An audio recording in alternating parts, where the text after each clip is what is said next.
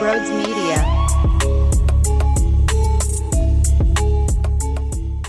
What is going on, everybody? Welcome on into Sports Talk with Broads. I'd say Happy New Year, but there's nothing happy about this football team and this city right now because Nick Sirianni has potentially lost the entire locker room, and man, is that problematic. There are three angles that I want to study when looking at this head coach, and unfortunately, you need to be 3 for 3 if you have any real chance of being successful. And there's a big old goose egg in the win column for Nick Sirianni in these three specific spots. So he's over right now, and that stings. And it's more than stinging.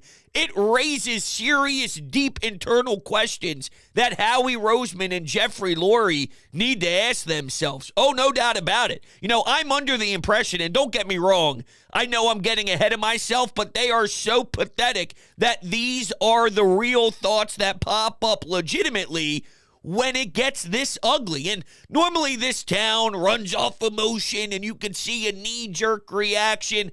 This is real. There's substance to it. I don't view this as we're just reacting in the moment. No. There's legitimacy to wondering what Nick Sirianni can do.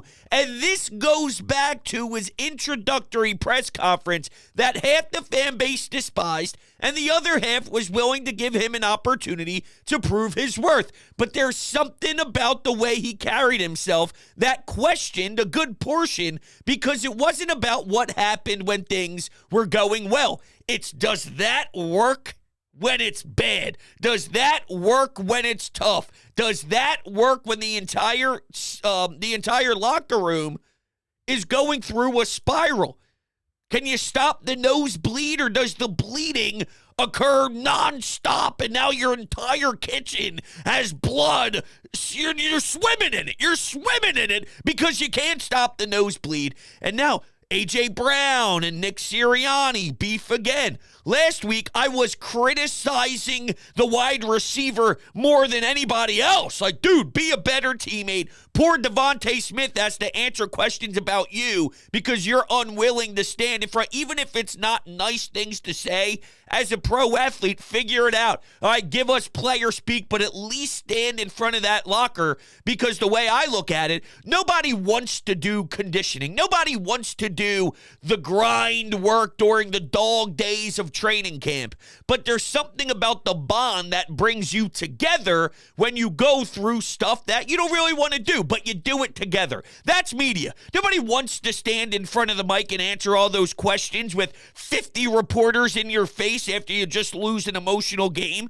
But when you all do it together, that's the brotherhood. That's the cohesiveness. And they don't have that. Now, though, 1 week later, after this Cardinals game, I actually side with AJ more than I did the previous week. Now, we did hear on WIP this morning, and I'm recording this on Tuesday morning, so that's when Nick Sirianni, we heard from him last. He did say that him and AJ spoke, but in his day after press conference, Monday at 3:15, he was asked specifically about the relationship currently with AJ and did they speak. He just absolutely disregarded the part of the question asking if they spoke. And if they did speak, he obviously would have wanted to get out in front of that and say, yeah, we did, because of all the speculation. The fact that he ran away from it said they didn't even speak on Monday. Now, whatever happened Monday 3:15 on until Nick spoke at Tuesday morning around 8:30, 8:45, I think he was on with Joe DeCamera and Richie. So I guess over that span, they were willing to sit down, phone call. I don't know how it got done, but it did get done. And there's legit reasons to be upset if you're A.J. Brown. His last touchdown was against the Buffalo Bills. This guy's a superstar. This guy's insane. This guy destroys opponents.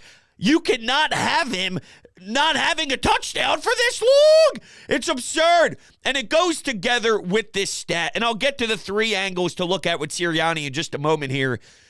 There's a bunch of different stats I want to read off to you, right? And I don't know if I'm going to space them out throughout the show or maybe just hit you all with them right off the rip. But sometimes I think that could maybe, I don't know, be too much for your brain at once. Anyway.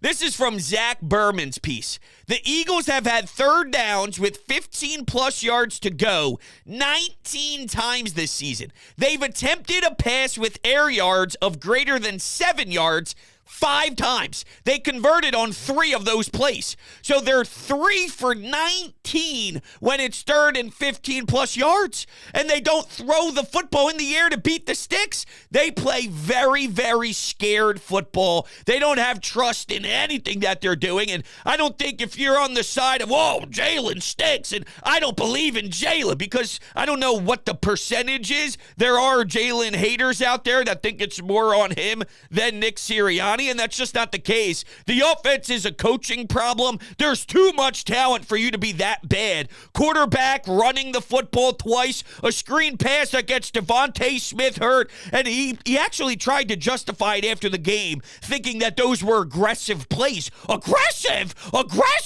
And then he was speaking out both sides of his mouth because he goes, oh yeah, but once it was 3rd and 20, I wanted to throw a screen to make sure we can get into field goal range. So that means you're giving up the idea of scoring a touchdown, and you're solely just trying to grab the 3 and hold on. You can't hold on because that team apparently can wax it. They suck. The Cardinals suck so much. I want you to close your eyes and visualize a New York Jets offense led by Zach Wilson where they couldn't even get third downs, conversions. They couldn't even get a first down. They had no idea how to move the chains once. It was so pathetic. You can't consistently trot that out there, right?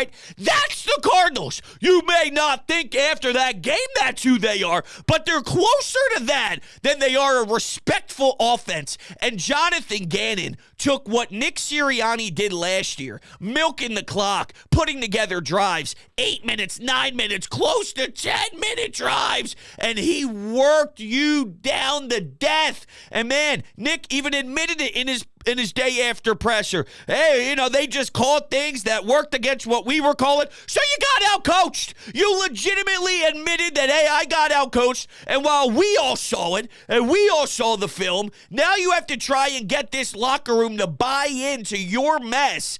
And you're already actively stating, hey, I got pantsed. Yet you have to get everybody else on board. When we saw you get pantsed on TV, you're lucky that wasn't an 825. You're lucky that wasn't a 425. You finally get thrown into the 1 o'clock slot, which is the best time for football. That's when football was supposed to be played. God had a plan for a reason, and his plan was Sunday football, 1 o'clock.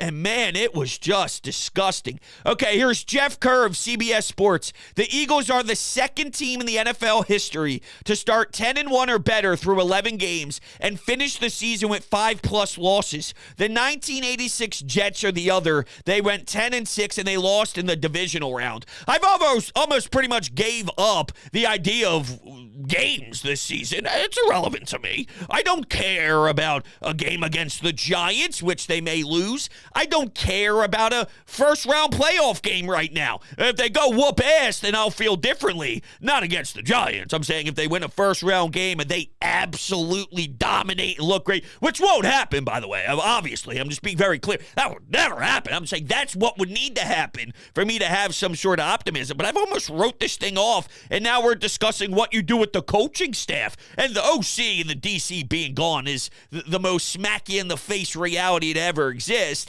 What do you do with Nick, though? And they will react. Howie Roseman, Jeffrey Lurie will react. And I got into a big-time debate with a caller on WIP yesterday, and he was very angry with Lurie and Howie because all they do is hire yes men, and Howie Roseman needs to be gone because he doesn't know how to pick out a coach. And I had to defend Howie on that. Howie has not done good with defensive personnel this season. There's real criticism to be had with some of the decisions roster building wise.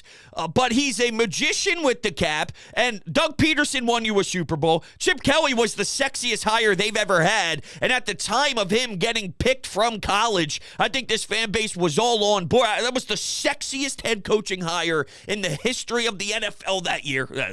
Not all time, I'm just saying. That year, that just came out like vomit. I'm sorry. I apologize.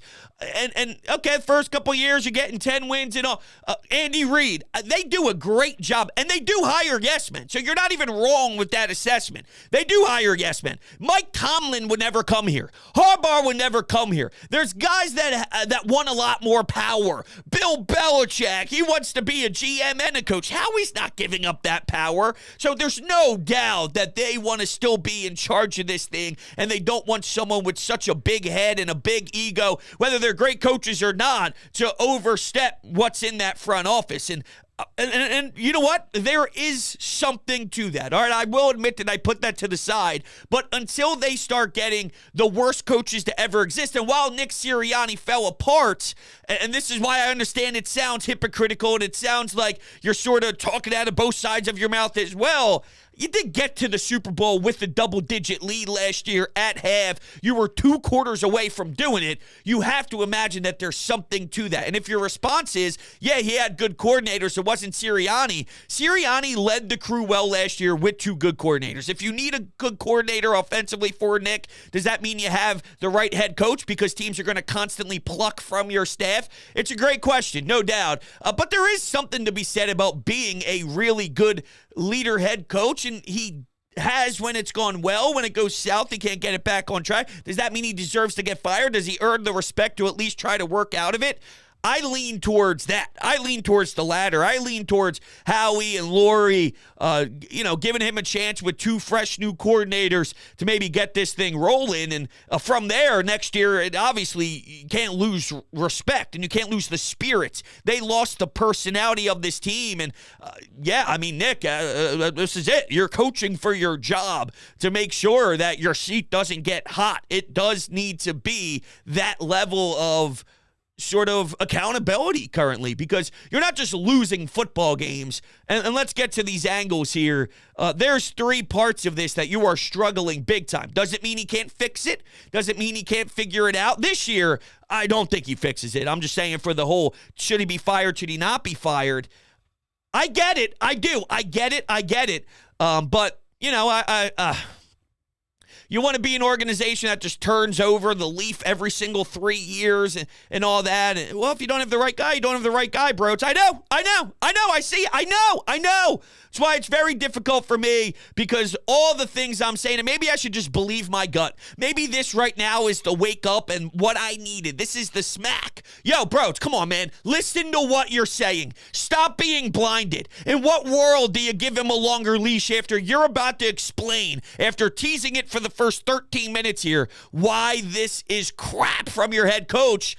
Open up your ears. You're saying it. I know.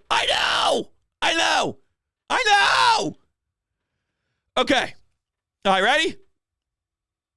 Actually, let me work with another tease here. HelloFresh! I'll tell you on the other side. What is HelloFresh, you ask? You get farm-fresh, pre-portioned ingredients and seasonal recipes delivered right to your doorstep. Skip trips to the grocery store and count on HelloFresh to make home cooking easy, fun, and affordable. That's why it's America's #1 meal kit. Listen, there's nothing worse than when you get stuck in dinner time recipe ruts, and as a new father, let me tell you, you run out of time quickly. Hey, it's 5 o'clock already. I changed 7 diapers. I had tummy time. I fed her 4. What am I going to make? Oh, let me open up the fridge and go to HelloFresh, and bang, it's right there. Keep mealtime exciting with over 40 recipes to choose from every week. Listen how great this is, because I don't have time to go food shopping anymore. Ingredients arrive right at your doorstep. They're pre-portioned, so you don't have to measure anything out, and you follow a step-by-step recipe card. It doesn't get much easier than that, and it's 25% less expensive than takeout. So listen up right now. Here's the deal. Go to HelloFresh.com/50broads and use code 50broads for 50% off plus free shipping. HelloFresh.com/50broads for 50% off plus free shipping. HelloFresh is America's #1 meal kit. Click the link down below in the description and get things started. Man, I have so many Anytime Hotline calls that I really wanted to throw around today, and I just forgot how much I have to share. So I don't know. I feel bad. I want to use calls 24/7, but for some reason, this mouth of mine just yaps, and it doesn't shut up. And when it doesn't shut up, we lose time. Anyway, okay, here's the first angle of why Nick Sirianni is a failure right now. His scheme. He doesn't run a professional offense. He doesn't even run a college offense. He doesn't run a Pop Warner offense. He doesn't run a Madden 24 offense. He doesn't run an offense. This is not an offense. This is not an offense. This is not an offense. And I don't know if he accidentally tipped his hand when he spoke, but when he was discussed about that last final sequence of the draws and the field goal and all, okay, so the post-game presser, he thought he was still aggressive. The post-game presser. It was the day of the game. He thought it was aggressive. The following day, on Monday, he said more along the lines of, I could have been more aggressive there. Oh, hold on a second. That almost tells me a story where he's the one calling the plays. Is it Brian Johnson? Is it Nick? Is it this pathetic? Because, well, Brian Johnson isn't even doing it anymore. If we're to be told by Jeff McClain that 3 weeks ago, they already yanked the third down callings away from Desai, but we, the public, didn't know until about 3 or 4 weeks later, well, then who's to say that they're not already doing that on the offensive side of the ball? Did he tip his hands by saying, I could have been more aggressive there? Or is he just not throwing his offensive coordinator under the bus? And the relationship between Jalen Hurts and Brian Johnson are so tight. He's the $1 billion man, all right? He's the one that can go knock on Howie Roseman's door and say, this is what I want. I don't want Nick doing this. I want Brian Johnson. Now, I don't know. He seems to be an ultimate team guy, Jalen Hurts, that is. So whatever's best for the team, especially in a time where A.J. Brown is shaking his head and taking 6-7 minutes to get off the field because he obviously recognized that this is an utter disaster. A.J. Brown not having a touchdown since Buffalo is ridiculous, and you're up 21-6, and you can't hold on to that. And I know their offense scored points, and they were limited in possessions, and then you also factor in not just the time of possession because Arizona wore you down, but the pick six takes a possession away from the Eagles too. So I know their offense did do some positive things out there, but against an Arizona team that is tragic. They don't deserve to even be in this league. If there was relegation like there is in soccer, they'd be in the third tier. All right, nobody would give a damn about them. You have to win that football game and do exactly what Jonathan Gannon was afraid of. Gannon was afraid of you milking the clock out and then winning and not giving them another possession. Well, even if it is an onside kick, find a way to do it. And it almost seems like Sirianni has self-assessed and realized in previous games that, well, we scored too early and gave the ball back to opposing teams, so we were trying to find that balance. And I'm okay with you trying to find that balance. What I need you to do is do it. That's all. Okay, fine. You recognize that that's something that you had in the back of your head because there was once a time where you weren't good with time management towards the end. But if you don't actually execute, then what the hell do I care that you recognize it? You should recognize it. You're a head coach of an NFL football team. All right. Number 2, the emotional side. They had how many games highlighted on the schedule this year? What I think they had? Kansas City, Super Bowl rematch on the road against Andy Reid. Kudos to you. You knocked it out of the park. You got that victory. There were 3 remaining after that. Dallas the following week. San Fran was after Dallas. So Kansas City, San Fran, Dallas the following week, and Jonathan Gannon's return. You want to ask me how they did in those 3 performances? Mollywopped all 3 times. Absolutely destroyed. Blown up. Pathetic. In 3 of the 4 highlighted games entering the season. Jonathan Gannon stinks. And he walked circles around you. You couldn't catch him, and my man was tiptoeing at a turtle speed. All right, it's not Usain Bolt, and you were trying to catch him. This was the lowest of the low. And he took what he knew, and man, did he make you pay. By an offense, that's garbage. Michael Carter on 2 different teams. Michael Carter's numbers, dude, 0 carries, 2 carries, 3 carries. That's Michael Carter. You would have thought he was Adrian Peterson in his prime. All right, how's this for some numbers? The Eagles' only sacks the last 3 weeks were by Jalen Carter, Fletcher Cox, and Shaq Leonard. Their last sack from an edge was in Dallas. The last time the Eagles went 3 straight games without a sack by an edge was weeks 9, 10, 11 of 2007. And that was against the Cowboys, Washington, and Miami. Are you for real? Are you for real? Oh, my God. You can't even make this up. Let's make it worse with the defense. Hassan Reddick, who reached double-digit sacks in 4 consecutive seasons, dropped into coverage more yesterday than any time joining the Eagles. He had his lowest percentage of snaps as a pass rusher since joining the Birds, a confounding adjustment for a team that needs a pass rush. That's from Zach Berman. And yeah, man, these are all real. These are all real, legitimate scares. Oh, it hurts. Oh, it's bad. Oh, we can't ever figure this thing out this year. And I stand by that.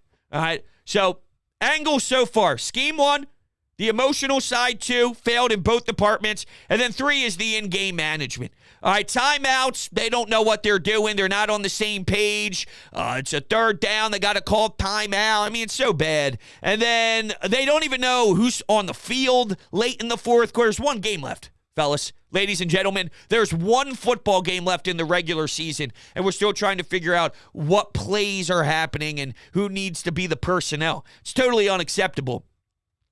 And there's also an angle here of the roster and Roby and Penny. Avonte Maddox is back. Well, he's holding his pec and he's getting x-rays, which is just problematic. I love the kid to death. I think he's been an awesome Eagle when healthy and on the field, but we can't consistently go to that well. He is always hurt. It's unfortunate, but it's real. So Roby's not dressed. Penny is dressed. Penny gets nothing. Roby, you could have probably utilized him. Not that he's a world beater, but you're telling me that he can't go out there when all these other guys are struggling massively, and you're actually betting that Avonte Maddox can stay upright being out there as much as he was. I think that that's silly. You know what I mean? So they don't even put the roster together well on game day, which is, to me, an in-game management thing. Your roster is your in-game management. So 3 areas, and I think he struggles in all of them right now. It doesn't help that Eli Ricks can't tackle. Doesn't help that Josh Sweat can't tackle. Doesn't help with a lot of this. They didn't even punt it, dude. They didn't even punt it. Didn't even punt it. I've never seen anything like it in my life. Not against a Cardinals team that sucks as much as they suck. All right. Anyway, we'll go to the hotline in 1 second here. Before we do, let's get some Tick Pick going. All right. There's nothing better in life than Tick Pick. What's Tick Pick? Well, they're just the greatest service in the world. If you're looking to go to a Flyers game, a Sixers game, or whatever else, the Phillies that are coming up here, maybe look for some tickets once the season starts to open up and we get our love for spring training. If you click the link down below in the description, you will get $10 off of your purchase if you spend over $99. There's some concerts out there as well. And TickPick has the best prices guaranteed. Their ticket prices will beat any of the major competing marketplaces out there. And TickPick is so confident that they guarantee it. If you find the same seats elsewhere at a better price than TickPick, you get 110% of the price difference in form of TickPick credit. So there's no more doing math in your head to prepare for how much extra you plan on spending on top of the listed price on other sites, because the price you see on TickPick is the price you'll pay at checkout. Period. End of story. There's no service fees, hidden fees, or otherwise. So make sure you click the link down below. Everything's activated as soon as you click that link. So join the TickPick family. All right. Enough of me. Let's go to you. Anytime hotline. Let's do it. Is this football team serious? Like, is this a joke?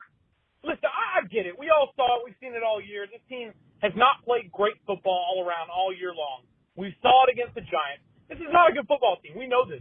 They're a bad football team. But this is the worst loss of the season, because you had just turned it around last week, and we're like, you know, you get these free gimme games at the end of the season. And Dallas gave you the opportunity by losing to Miami, and what do? You fumble it. And I don't want to listen, I understand Jalen Hurts has not been playing that great this year. I understand I'm going to cut the guy some slack, though. And I'm going to silence the Jalen Hurts haters for a second. This starts with Nick Sirianni all day long. It starts with Nick Sirianni and this coaching staff, because these guys didn't just forget how to play football. I get it, the defense was not that great last year, especially against good quarterbacks. But they got pass rush last year. right? They got some pass rush, so I don't know what's going on with the defense. But the coaching, these guys didn't just forget how to play football. The players didn't just forget. This is the coaching problem. We have to sit back and really look at Nick Sirianni and start asking some questions. We already started asking questions. We should start making some conclusions here real soon. Well, we'll get the answers and we'll get the results, but you're absolutely right. You need to really look internally and figure out if this is the guy or not. And the offense just has too much talent. I'm sorry, the offense has too much talent. They got a couple of plays in their staple, their stupid staple that they tried to run down our throat the other week. Staples. We have staples in our offense. Your staples blow, bro. Your staples blow. All right, I'm sorry. A screen pass and a quarterback keeper ain't much of a staple. So I don't know what school of thought you went to, but that's tragic, man. That is not NFL quality. That's not real NFL football, and it is so brutal, and it's so obvious. So come on, Nick, you got to get your head out of your ass. Defensively, they got a weird mix of probably too old and too young. That's what it is. Ringo, Ricks. I mean, these guys are not a caliber secondary of a team that's trying to compete to win a championship. It's not. And maybe Howie can look at San Fran, and maybe Howie can look at a team like Baltimore. And while I'm not a big go draft a linebacker with your number 1 overall pick and nothing crazy like that, your number 1 draft pick, first round draft pick, but we got to put more assets in it, okay? You just do. You got to put more assets in it. In a defense like this that sags back, and then it's more of you go and gang tackle after someone makes a catch underneath because you don't want to give up the explosive plays. You have to have someone who could run around the field legitimately. And oh, by the way, I don't know if you're aware of this, but there's a position in the sport of football called tight end, and those tight ends are magical right now. Teams that thrive have tight ends, and if they don't, like Baltimore, they're trying to get someone like potentially Zach Ertz to fill the void when your special weapon goes down. You need it. Now, I don't think the Eagles maximize theirs for some reason, but you need it. And, guess what? Guess who helps out with that department defensively? You got to get better back there, and you'll probably have a whole new, fresh defense. I do believe they sense that, they see that. They're going to look to target it, and with their offense, with Devontae, and I don't know what his status is injury-wise. It doesn't seem like he's in a good spot if you're in a walking boot after the game. I know we got some sort of update that maybe they anticipated it to be worse. I don't expect him to play against the Giants. Hopefully he could play in that first playoff game, but it's hard for me to even get there right now because we have such a big issue with how our offense is ran. I think it's more coaching than Jalen, and I'm not giving up on Jalen Hurts, all right? I'm not. If I had to pick between the two, it's Jalen, obviously. I'm not even talking about the contractual side of things, just emotional side and who I have more trust in just as a person doing their respected job.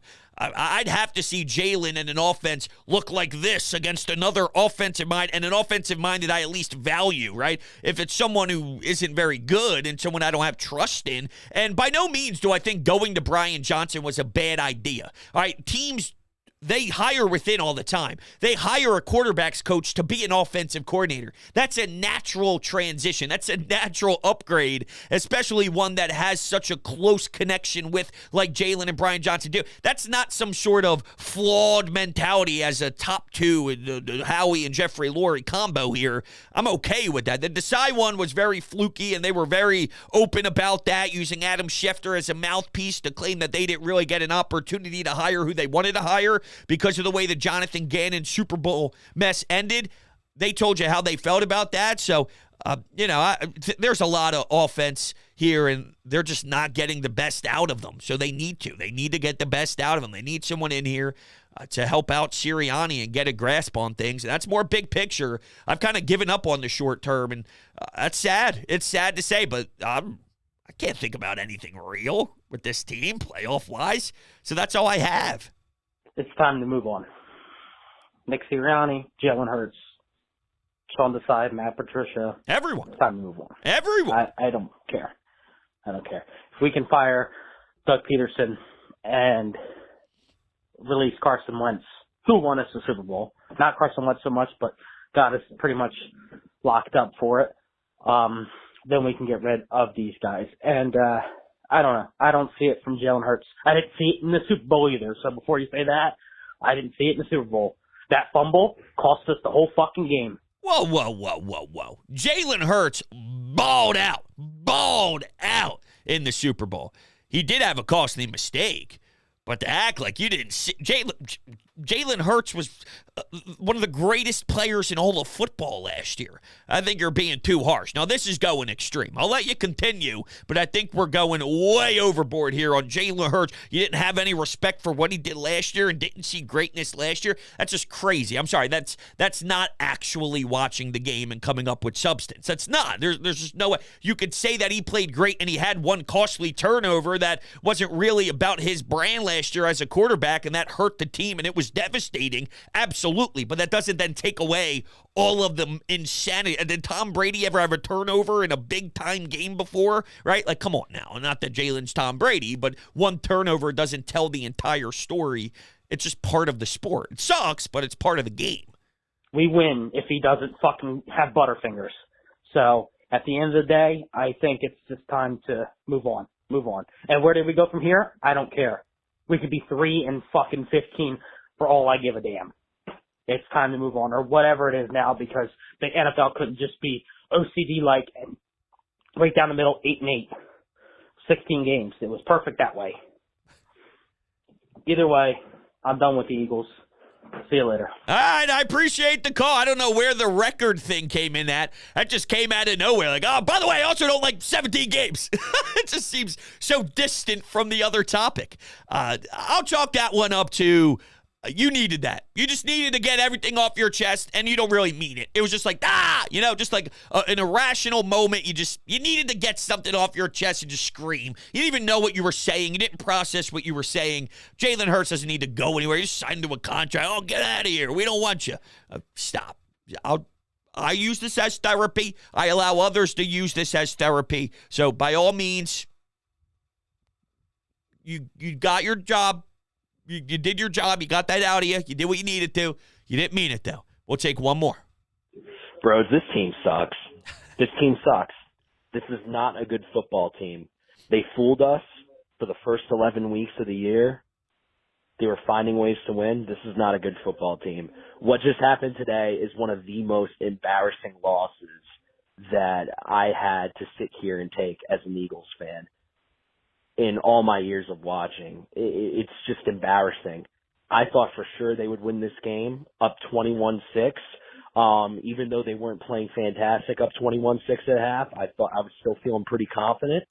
And the most embarrassing thing could possibly happen. You let a 3-12 team with your former defensive coordinator head coaching it come into your place, put 29 points up on the board in the second half and beat you.